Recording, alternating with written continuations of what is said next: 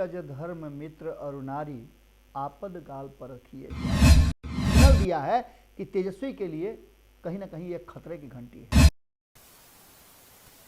धीरज धर्म मित्र अरुणारी आपद काल पर रखिए चारी। फिर आपको लग रहा होगा कि मैं आखिर रामायण का ये चौपाई क्यों पढ़ रहा हूँ। तो इसके पीछे कहीं ऐसा नहीं कि मैं अब यहाँ से आपको रामचरितमानस पढ़ के सुनाऊंगा। मैं बिहार की राजनीति, और चूंकि राजनीतिक चैनल है ये, राजनीतिक विश्लेषण यहाँ हम करते हैं, तो हम निश्चित रूप से राजनीतिक विश्लेषण ही करेंगे। लेकिन चूंकि चर्चा में सबसे बड़ी बात अगर रामचरितमानस हो तो उसकी चर्चा छोड़ना भी उचित नहीं है।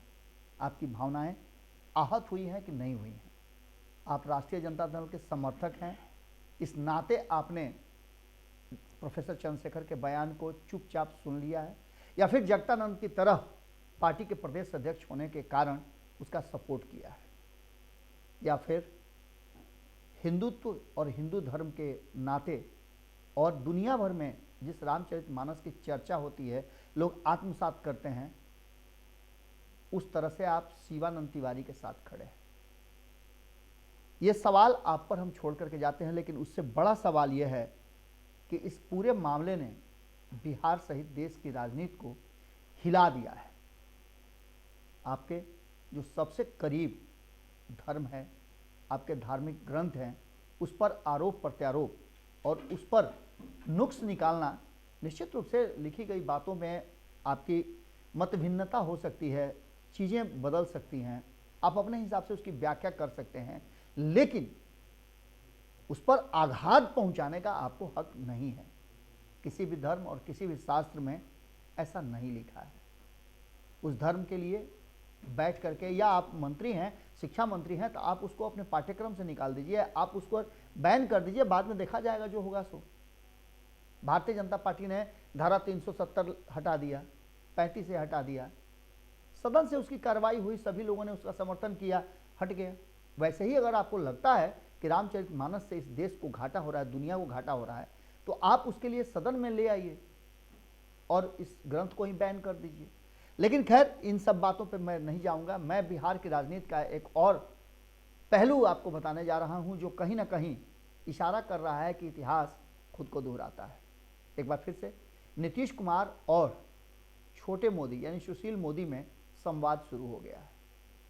सुशील मोदी ने नीतीश कुमार को आगाह किया है और ये बताने की कोशिश की है, सिग्नल दिया है कि तेजस्वी के लिए कहीं ना कहीं एक खतरे की घंटी है।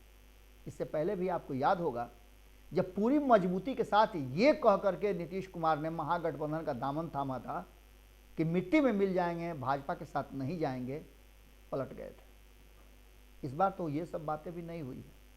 इस बार तो छोटी बात है, और छोटी बात यह है कि भारतीय जनता पार्टी उनकी पार्टी को खत्म करना चाहती थी, उनके विधायकों को, सांसदों को तोड़ना चाहती थी, आरसीपी सिंह उसके केंद्र में थे। ये सारी बातें कह करके कहीं ना कहीं उन्होंने एक रास्ता अभी भी रखा है, लेकिन जो बातें हो रही हैं उसमें रास्ता पूरी तरह से ब्लॉक कर दिया गया है।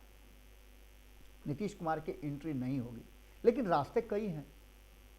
इसको लेकर के सुशील मोदी जो लगातार एक्शन में है, और सुशील मोदी के साथ साथ एक भावना जो है, आपने देखा होगा जदयू के लोगों में भी है कि सुशील मोदी यदि रहें तो फिर से सब कुछ ठीक हो सकता है। सुशील मोदी ने कई ऐसी बातों को रखा है, और खास करके उनके टारगेट पर नीतीश कुमार शिक्षा मंत्री के बयान पर थे। शिक्षा मंत्री के बयान को लेकर के उन्होंने कहा है कि क्या नीतीश कुमार उन पर कार्रवाई करेंगे या नहीं।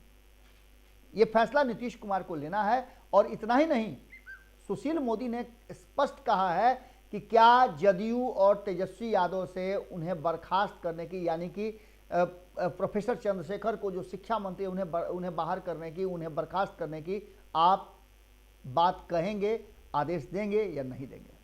उससे भी बड़ी बात कि आप अपने मंत्रिमंडल से उन्हें हटाएंगे या नहीं हटाएंगे। ये बात बिहार और देश की जनता जाननी चाहती है।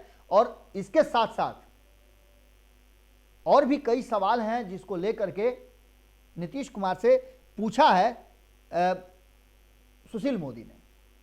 सुशील मोदी ने इसके तरफ भी इशारा किया है कि जिस तरह से उन्होंने एक दीक्षांत समारोह के कार्यक्रम में इस तरह की बातें की, इसका मतलब है कि आने वाली पीढ़ी को भी वो दूषित करना चाहते हैं। अपने अल्प ज्ञान से वो बिहार की मर्यादा और जो बिहार का एक सम्मान है उसे नष्ट करना चाहते हैं।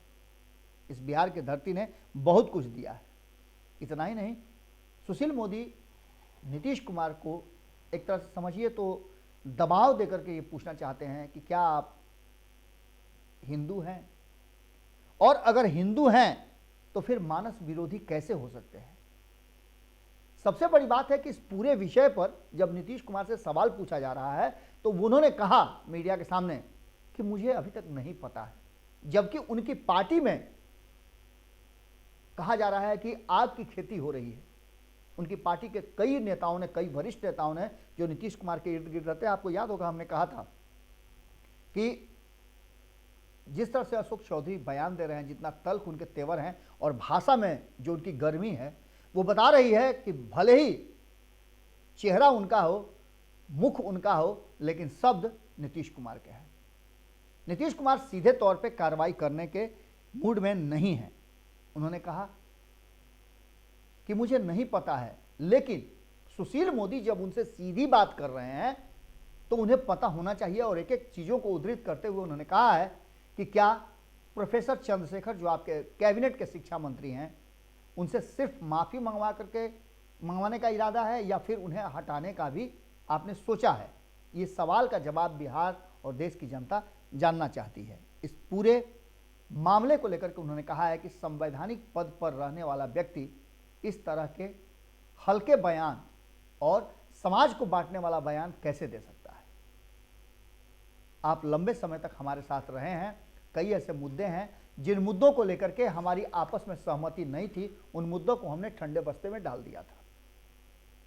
अब क्या आप इसी धारा पर चलना चाहते हैं? क्या हमारे धर्मशास्त्र, हमारे धर्म ग्रंथ और मानवता पर प्रहार करने वाले लोग आपके साथ रहेंगे? आपको ये स्पष्ट करना होगा, और ये स्पष्टीकरण हम नहीं बल्कि बिहार और देश की जनता मांग रही है। इन सारी बातों को लेकर के कहीं ना कहीं नीतीश को जिस तरह से छोटे मोदी ने सिग्नल दिया है, वो सिग्नल तेजस्वी यादव के लिए बड़ा ही खतरनाक लग रहा है। देखना दिलचस्प होगा कि जहां एक तरफ तेजस्वी यादव से सवाल जदयू के कई नेता पूछ रहे हैं, वहां नीतीश कुमार अब तक चुप्पी साधे हुए हैं। और नीतीश कुमार की यात्रा और चुप्पी दोनों बड़ा कष्ट देती है सामने वाले को, खास करके उनके दोस्तों को। अगली खबर में जल्दी ही मुलाकात होगी। बहुत बहुत धन्यवाद। नमस्कार। अगर ये वीडियो पसंद आई और वह बिहार के राजनीति और बिहारियत से सरोकार रखेनी तो सब्सक्राइब बटन दबा के चैनल के सब्सक्राइब कर ली। ओजे एगो घंटी बा, ओकरा बटन दबा देला से कुल सटीक और मारक खबर रुआ मुफ्त में मिल जाई। अगर रुआ पत्रकारिता के हमनी के नया प्रयोग में सहयोग कर चाहतानी तो ज्वाइन बटन दबा दी। पेटीएम नंबर नोट कर ली 9386816700। धन्यवाद।